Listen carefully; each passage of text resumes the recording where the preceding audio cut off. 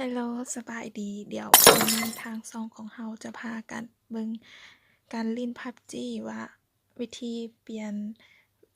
กล้องซูมของปืนหั้นเราจะเปลี่ยนแนวใด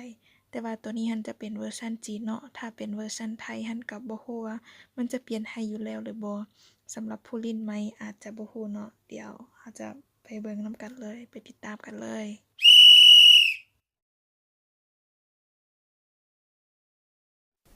เดี๋ยวนี้เริ่มแล้วเนาะก่อนอื่นหมดเราจะกดอยู่บนกระเป๋าของเราก่อนหลังจากนั้นกดใส่บนเลนกล้องสีดำๆหั้นบนเปลี่ยนเลนแล้วก็กดใส่บนเลนที่3แล้วก็มาเปลี่ยนกันเปลี่ยนแล้วเนาะตอนนี้โอเคตอนนี้ยังเป็นเลนทั้งหมดตอนนี้จะเป็นเลน3หรือว่าแนวใดก็บ่แน่ใจเนาะเรียบร้อย